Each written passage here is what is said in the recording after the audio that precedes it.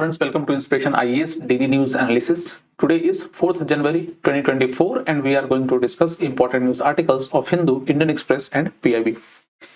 So आज के जो हमारे important news articles है वो है प्रोजेक्ट देविका। दूसरा जो प्रोजेक्ट है वो है डायरेक्ट टू मोबाइल टेक्नोलॉजी जो रिसेंटली गवर्नमेंट प्लान कर रही है इंडिया में लाने के लिए। एंड थर्ड जो है वो Kochi Lakshadweep island submarine optical fibre connection. चलिए समझते हैं न्यूज डिटेल में। तो सबसे इंपॉर्टेंट जो है that is the project Devika. Recently जो इंडिया की जो नॉर्थ इंडिया की अगर बोला जाए तो नॉर्थ इंडिया की फर्स्ट रिवर्स का रिजुविनेशन प्रोग्राम जो था वो कंप्लीट हो चुका। मतलब इसके जो रिजुविनेट करने का जो प्लानिंग था गवर्नमेंट का वो कंप्लीट हो चुका है। एंड दिस प्रोजेक्ट जो अभी जो डेवलप हुआ है लगभग कंप्लीशन के प्रोसेस में उसकी कुछ खास चीजें हैं, जैसे कैसे रिवर को रिजुविनेट किया गया। मतलब ऑब्वियस सी बात है, जो एक रिवर जो मर चुकी है मतलब लगभग गंदी हो चुकी थी या उसको ट्रीट करने के लिए या रिवर को जो साफ करने का जो प्रोजेक्ट है ये है प्रोजेक्ट देविका। अगर इसके बारे में जाना जाए तो it was launched in February 2019 by the PM and the project is modelled after the Namami Gange initiative. तो नमामि गंगे के इनिशिएटिव्स के ऊपर ही इसको रखा गया था। And the urban environment engineering department मतलब UEED of the JNK is responsible for the LWM project constructions. So what is LWM? LWM is basically liquid waste management constructions, and the project, the Devika River, revered as the sister of sacred Gangas, hold great religious significance, particularly in Udhampur, Jammu and Kashmir region. तो project जो Devika river है वो गंगा की sacred मतलब sister के तौर पर माना जाता है और ये इनकी जो इम्पोर्टेंस है वो उधमपुर, जम्मू और कश्मीर में काफी ज्यादा है। इस अगर प्रोजेक्ट के बारे में देखा जाए तो प्रोजेक्ट है एक तो सबसे पहला है यहाँ पर लिक्विड वेस्ट मैनेजमेंट के प्रोजेक्ट होंगे, जैसे कि a separate LWM project is being implemented to maintain the river sanity. जैसे जो भी कचरे वगैरह होंगे उनको डायरेक्टली रिवर में नहीं डाला जाएगा। Involving a network of pipes and manholes connecting household waste. दूसरा जो होगा वो सॉलिड वेस्ट मैनेजमेंट होगा ताकि लोग वहां पर जो कचरा हो गए और डायरेक्टली रिवर में ना फेंके। तो alongside LWM and SWM project is integral to the preserving the river sanity. And third जो है infrastructure development. This project include 3 sewage treatment plant, a 129.27 kilometer sewerage network, the development of cremation ghats, protection fencing, landscaping and the establishment of small hydropower and solar power plants. तो ये सारा कुछ इस project Devika के अंदर में develop किया गया है। सो इससे ये होगा कि डायरेक्टली जो कचरे वगैरह जो होते हैं वो डायरेक्टली रिवर में ना जाए और रिवर को फिर से रिवाइव किया जा सके। So that is regarding the project Devika. Hope आपको समझ में आएगा। तो you can get these questions regarding the project Devika. Next अपना न्यूज है वो है direct to mobile technology in India and recently government planning कर रही है इस टेक्नोलॉजी को इंट्रोड्यूस करने के लिए।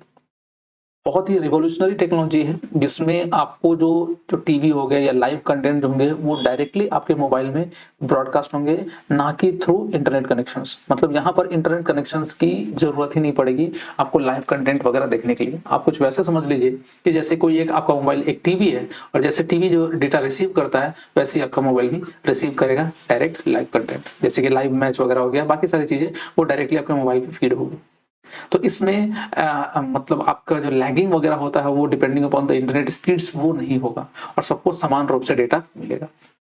तो this is direct to mobile technology and that is being government is planning. But कुछ ऑर्गेनाइजेशंस हैं या कुछ स्टेक होल्डर्स हैं जो इसके अगेंस्ट है। ऑब्वियस सी बात है, जितने भी मोबाइल ब्रॉडकास्टिंग कंपनियां होगी या जो इंटरनेट कंपनी होगी उनको तो घाटा होगा ही।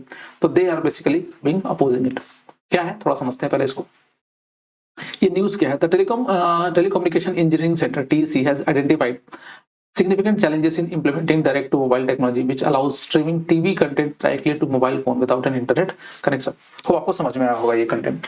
प्रपोजल ये है कि for D2M has faced opposition from technology companies like Qualcomm, Samsung, Ericsson, Nokia and telecom operators. तो ये कुछ लोग हैं जो इसको अपोज कर रहे हैं कि ये टेक्नोलॉजी नहीं साबित हो। जैसे आप यहाँ पर मतलब आज आप यहाँ पर देख पा रहे होंगे कि जो डायरेक्ट टू फोन सर्विसेज जो होती है इसमें एक smartphone can become a primary screen to watch live TV channels and other videos और इसमें किसी भी तरह का डेटा की रिक्वायरमेंट नहीं होगी। नेक्स्ट अगर इस टेक्नोलॉजी के बारे में और डिटेल में अगर समझे तो direct to mobile technology is a method of transmitting content directly to mobile devices using broadcast signals and D2M uses broadcast network similar to those for TV and radio and to send contents directly to mobile devices bypassing traditional cellular और internet data network. जो traditional cellular internet data network होता था उसकी जरूरत अब नहीं पड़ेगी। This technology is efficient for delivering the same content to many users simultaneously, reducing the load on cellular network and making it ideal for live events और popular broadcast। तो एक टाइम ऐसा ही होगा कि सब कुछ लगभग आपको डायरेक्टली आपके मोबाइल पे मिल रही है।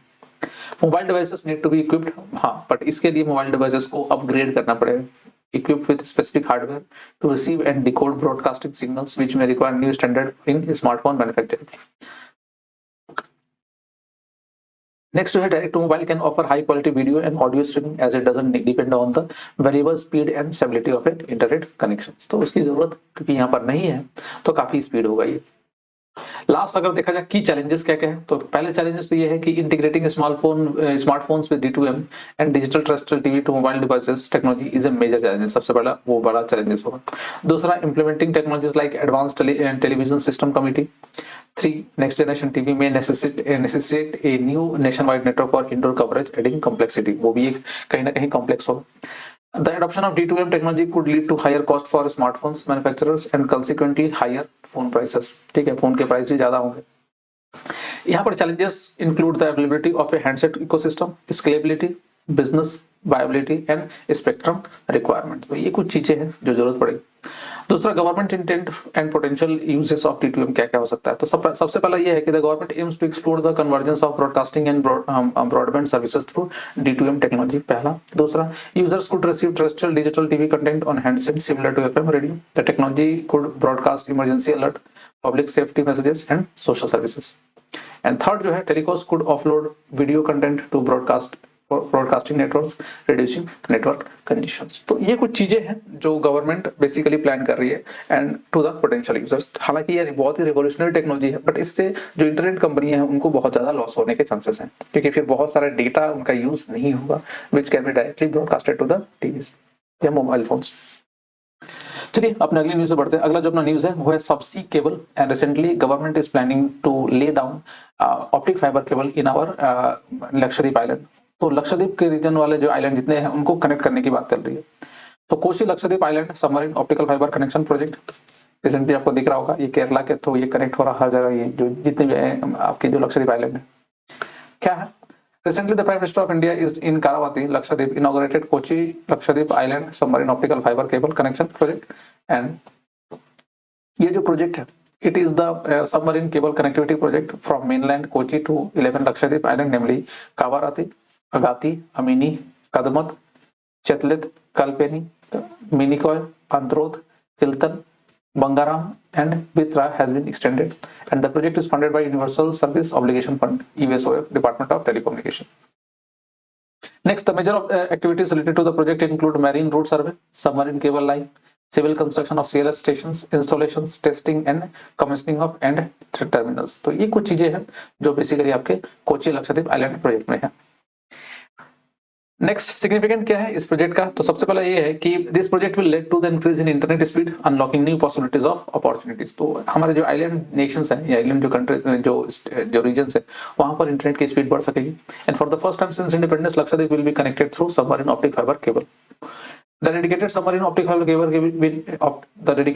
optic fiber cable will ensure a paradigm shift in communication infrastructure, and in the Lakshadweep Island, enabling faster and more reliable internet services, telemedicine, e-governance, educational initiatives, digital banking, digital currency usage, digital literacy, etc. तो ये कुछ चीजें हैं that is regarding the Lakshadweep project।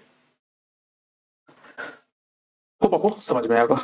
So that's all for today in our daily news analysis। आज के लिए इतना ही, and please do subscribe to our YouTube channel and our Facebook page for such other video contents। We have also started our UPSC and other state PCS foundation batches both in online and offline format।